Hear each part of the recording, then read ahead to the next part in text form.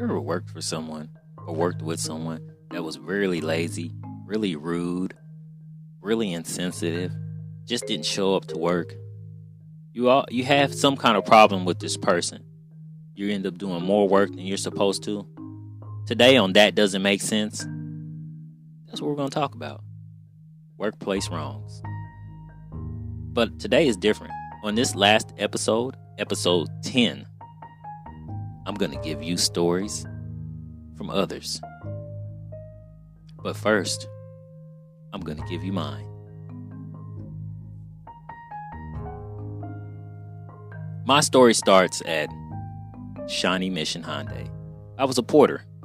I was very excited to get this job because before I worked for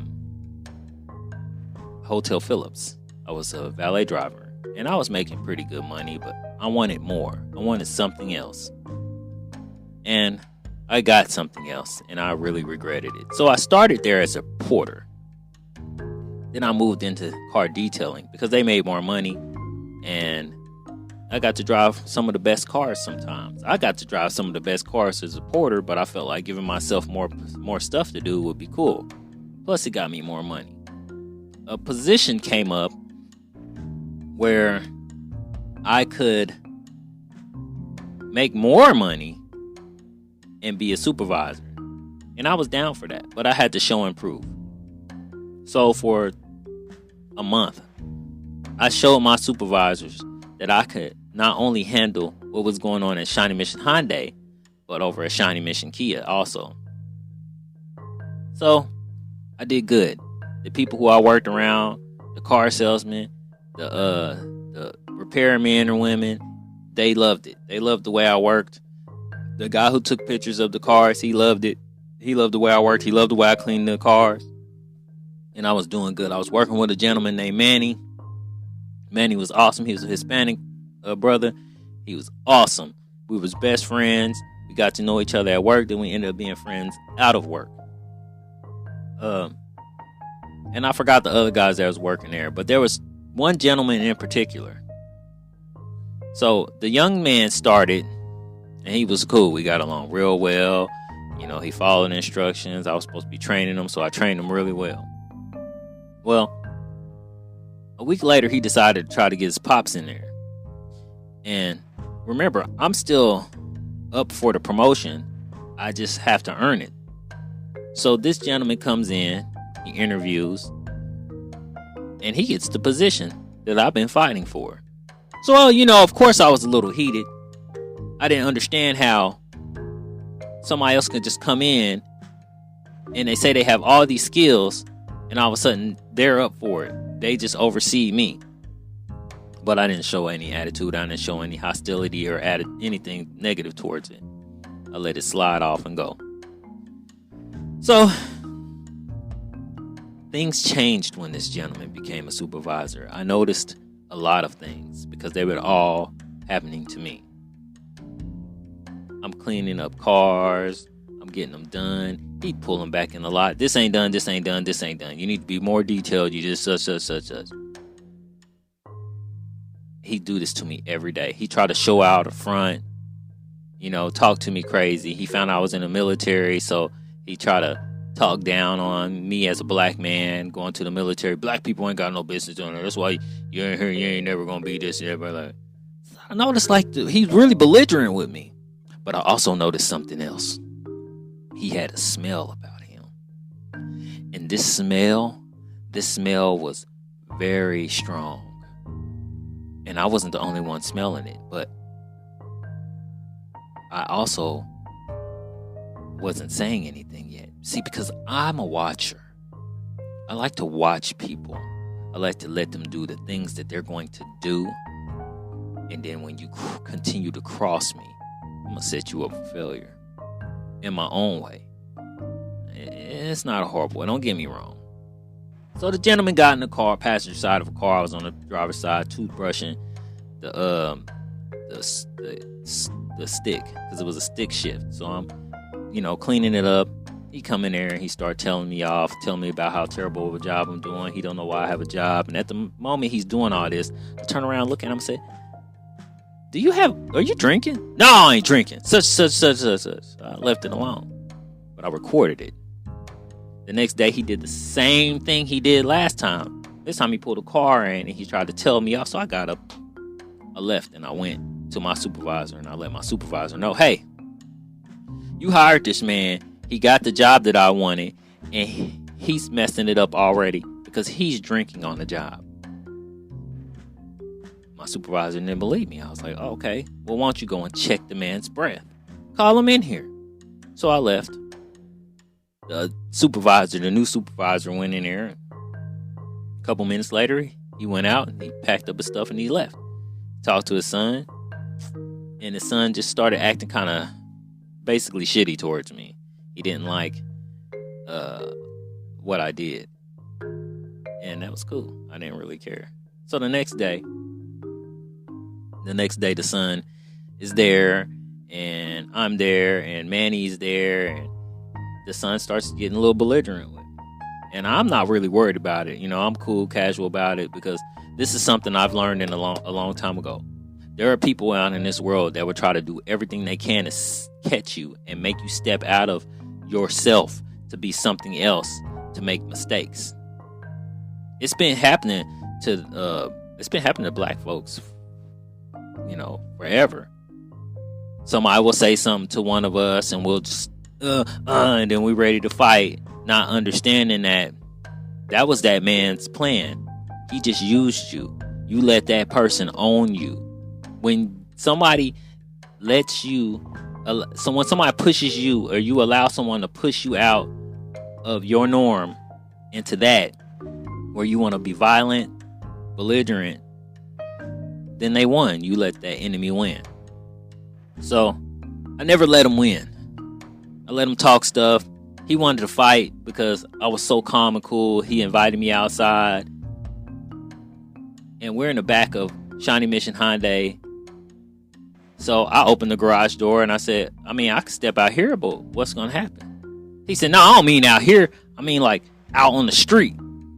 So you want me to stop what I'm doing, to go out in the street so we can fight? No, so I can whoop your ass. Because you are this, you are that, you are this. He's called me all kinds of names. So I said, okay. So I'm going to be a this, I'm going to be a that. Well, I can tell you what, since you so hard and you so gangster and you so tough, why don't you do it right here? There's cameras around. Oh no, don't worry about the cameras, bruh. Do what you said you gonna do. Do it. I want to see you do it. Do it. At the moment he's talking and telling me all this stuff and cussing me out, my supervisor and several other people are just standing there. He's not realizing it. He's so upset. He pushed himself so far. I didn't push him out of that, into that. He pushed himself into that. To where he lost his job on the spot.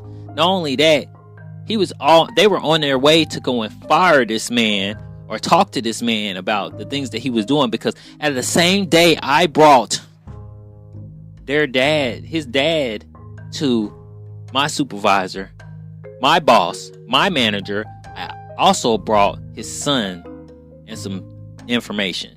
See, at Shawnee Mission Hyundai, people come and trade their cars in and get new cars, but the old cars are still sitting there. And sometimes they have speakers, radios, amps, all kinds of juicy stuff in there. And you can get them out the car, but you have to ask permission. Well, we started grabbing cars for auction, and the things that we said that were in there weren't in there because he was stealing them. And I caught him on camera, face to face, everything. And I said nothing. Not to him, but to my supervisor. So he was about to go and get disciplined, but he ended up getting fired. Well, I ended up getting fired too, but I always tell people, before you make sudden rash decisions, because they paid for it, make sure you got all your P's and Q's correct. See, now, I'm prior service. And one thing about military personnel is we have the benefits of having lawyers or attorneys right on hand, JAG. That's like right when you sign the dotted line and you give your service. If any discrimination, discrepancies, anything happens with this civilian world, you could take that to a JAG lawyer and they can get you paid. I mean, paid. So they fired me. I got a tear in my esophagus during a training day, and I couldn't come in because I still needed to heal, and they fired me. So the next day I came in, I didn't have a job. So I listened to this man tell me about the stuff that he's went through with me, which was dealing with that, and I called my JAG lawyer. I don't want to get into the details, but let me tell you, supervisors, you managers out there that don't do your job, don't pay attention. When you're dealing with military personnel, we're not somebody you want to mess with. If you want to be discriminative, if you want to treat us wrong, we don't step out of this part, and we're not going to go and get a gun and start doing mass killings or anything else like that. No, we're going to take you straight to a JAG lawyer. We want to get paid. Understand, the military ain't paying us a lot, especially when you in National Guard. You ain't getting nothing except for that weekend. Your rank has to be high, and then you still ain't getting anything. I mean, there's classes you can take and things you can take to get you more money and get you ranked up, but you're not really getting a lot. So to sue a civilian company, an industry, is nothing. And they will do it to protect their soldiers. So yes, people are like, they don't do nothing, they don't do this. Yes, they do. They take care of their people. As a matter of fact, I haven't had any issues when I was in the military. There's no workplace issues when I was in the military. I had officers and NCOs that were out of shape, and they used to give orders, but they weren't nothing. The active duty and National Guard is totally different. So, like, you got a lot of out of shape people that are officers and NCOs and don't need to be there. And if they don't step down, you can't step up. So that's my story. Did you like that? It was awesome, wasn't it? I don't know where those gentlemen are. I don't really care where those gentlemen are. I know I don't waste my time getting pushed out of my character to satisfy some devil's hunger. So these next two stories are one is from Robert Harrell, which is my cousin, and I'm gonna let him take over and tell you about his times and the things that he has experienced.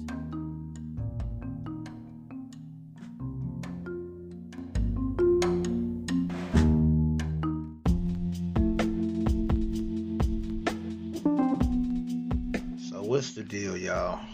My name is Robert Lee Harrell, aka Black Sheep 81. I stream from Twitch, YouTube, Facebook, Black Sheep Gaming and Smoking. Twitch is Black Sheep 81. You can catch me on Twitter at Black Sheep 81. You can catch my Instagram from Facebook, so that don't even matter. But that's like E32.Porter, but aka Black Sheep. This is Black Sheep, that's who I be. But I'm on here to talk about lazy bosses or just people I have worked for in my lifetime. But we ain't finna run that long. Just kind of recently in the past few years since can I say that? Can I say unincarcerated, bros? Is that even a fucking word? Like, one of the jobs that I started off with, like, let me see, was this before motherfucking,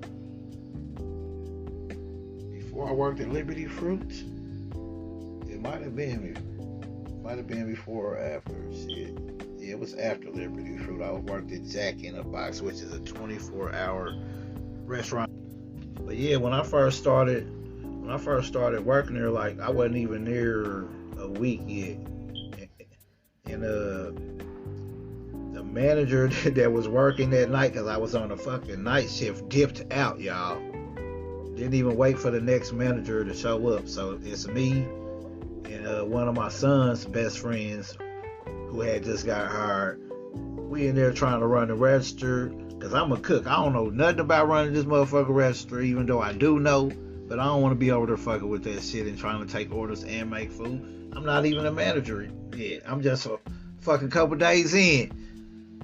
So that right there goes to show fucking laziness of bosses. How the fuck you just dip out and not stick around until the next manager show up and just leave two new employees that's fucking hanging? Even though I've been in the fucking fast food business my entire teen life into my adult life, so I knew what the fuck to do. But like two of us, that don't make sense. I used to love Ponderosa when I was younger. Oh yeah, I love them fucking Ponderosa wings. But then, you know, moving on to which the bros know about motherfucking Pizza Hut and the shit I dealt with at motherfucking Pizza Hut. Now, I dealt with a lot of different encounter of lazy bosses at motherfucking Pizza Hut. Like, no cap. You had the ones that motherfucking did their job, but then you had the ones that just on their phones all the time, or call you from already doing something. Like, I'm a fucking delivery driver. I come in, I'm supposed to fold boxes when there ain't no deliveries, or I'm supposed to prep up fucking Wing Street. Why the fuck am I over here prepping dough, or fucking having to reach up high to grab shit for somebody else when there's so many other motherfuckers around? Or you yourself, manager, why you can't grab that shit? Oh, you need to go back and sit down and talk on your phone. Or other co-workers just standing around looking stupid like it ain't shit to do.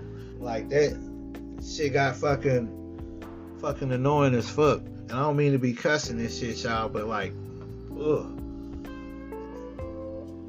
But I can go on for days about just different fucking jobs I've worked with lazy, not just lazy bosses, but just lazy people in particular. And like I said, I was out to eat with some of my family last night. Encountered a server just working by herself. And even though the boss might have not been clocked in, she should have been on the clock helping that one server. And I think it was like only one fucking cook in the back. So yeah, you encounter lazy motherfuckers everywhere in any kind of business.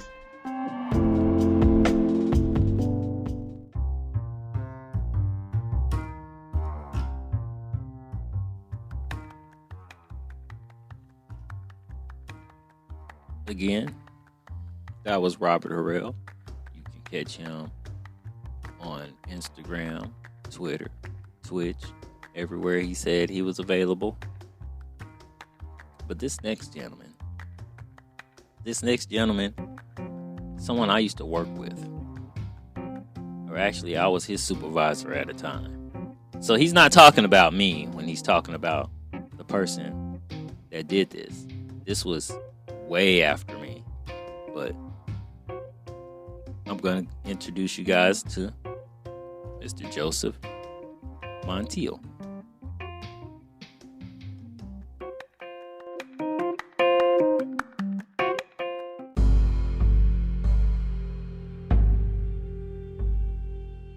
Hi there. As Michael's probably told you, my name is Joseph Montiel.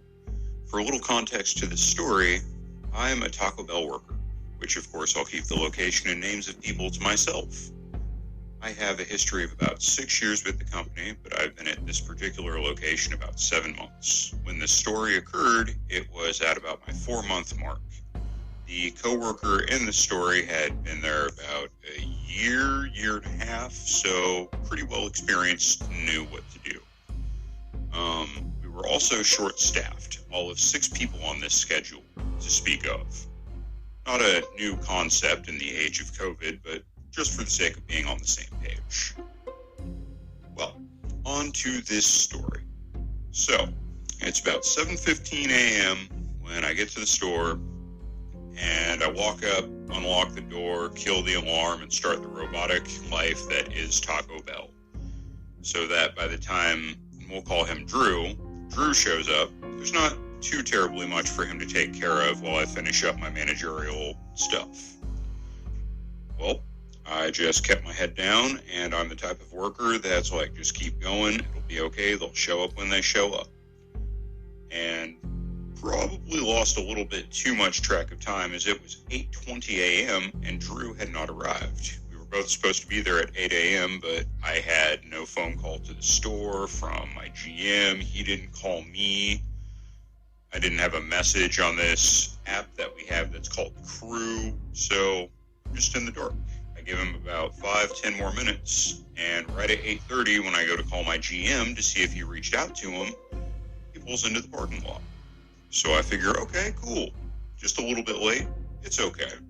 I come running up. I hold the door open for him and go, hey, good morning. And he just walks right past me. Okay, whatever. At least he's here. Walks up to the register, clocks in, goes around the corner, looks super amazed at how much I have done and that it's basically open, then turns around and makes the snide comment of, it's a good thing they have you, huh? What's there even left for me to do?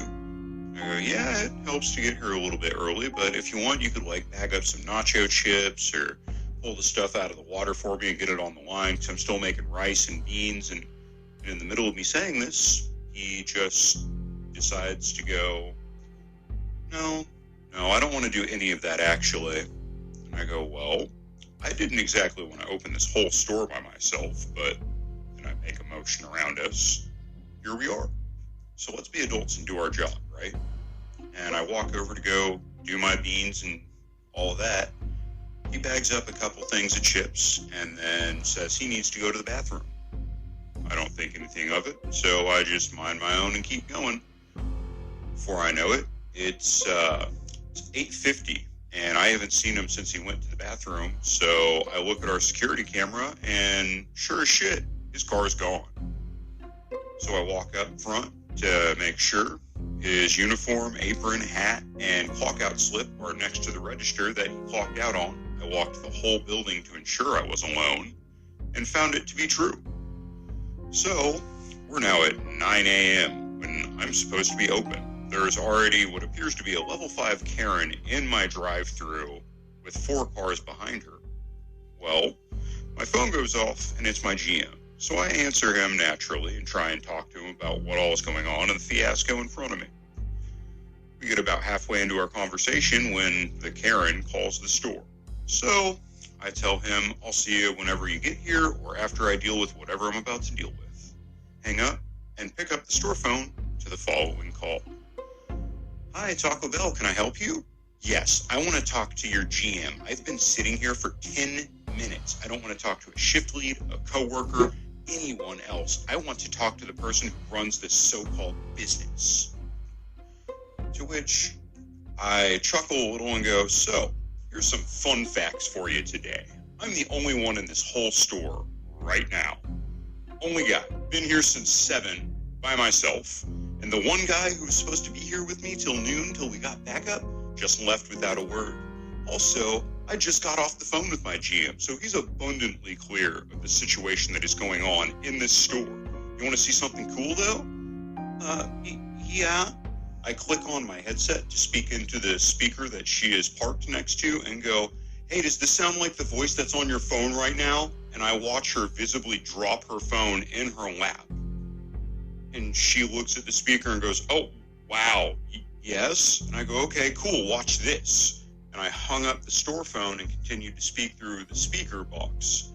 It was like, so, now that you're aware of what I'm going through and why I can't conveniently serve you at the time that you chose to show up, I apologize, but if you have patience, I'll gladly serve you. Otherwise, go ahead and leave. It was quiet for about 30 seconds, and then all you hear is the tiniest voice go, I just want a bacon crunch wrap and a Mountain Dew. Okay, go ahead, pull forward. She pulls forward, gets to the window, and I have never seen a woman apologize more profusely in her life and try to be understanding of what's going on, because it's Friday, and I'm by myself, and my GM isn't going to be there for 20 minutes. A little bit of a rattling story, and it was truly a shit show, but we've come a long way from where we used to be. I hope you enjoy. Catch y'all around.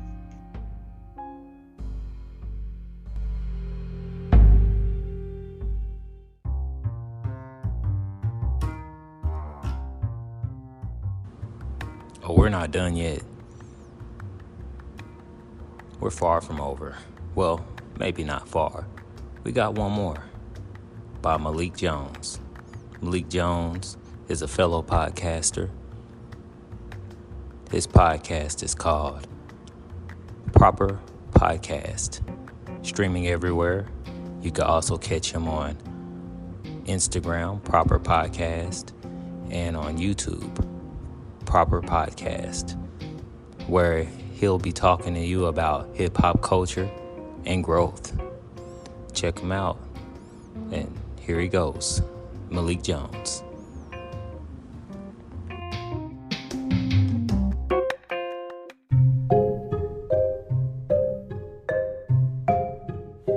Alright, so boom. One day, I'm at work. It's me and my coworker. Busy as shit. You know what I'm saying? You could tell he wasn't having a good day to begin with. But we slammed, bro. We getting order after order after order after order after order, bro. So, we getting busy to the point where, bro, like, face is getting so fucking red. And he's to the point where, like, he's, you know what I'm saying, like, about to give the fuck up. He's about to walk out and shit. So I'm trying to calm the man down. I'm like, bro, chill out. You know what I'm saying? Like, you know, just relax, bro. It's all good. Like, we gonna be straight, bro. She gonna end soon. It's almost done. You know what I'm saying? It's damn near like 7:30. So we only had an hour and a half left. So I'm just trying to, like, egg buddy on. Not egg him on, but, like, motivate him a little bit. So, anyway, he used to get tired and shit. Walk to the back, punch the fucking, the cooler that we had to walk in. Punch that shit. Next thing you know, buddy walk outside, come back in, his hand's fucked up. And then after that, he's like, if you want to be somebody's puppet, you go ahead and be somebody's fucking puppet then. I ain't gonna be nobody's bitch. And he walks out, stormed out. Then he turned around just to throw the fucking shirt in the trash can, and he flicked off the did that shit.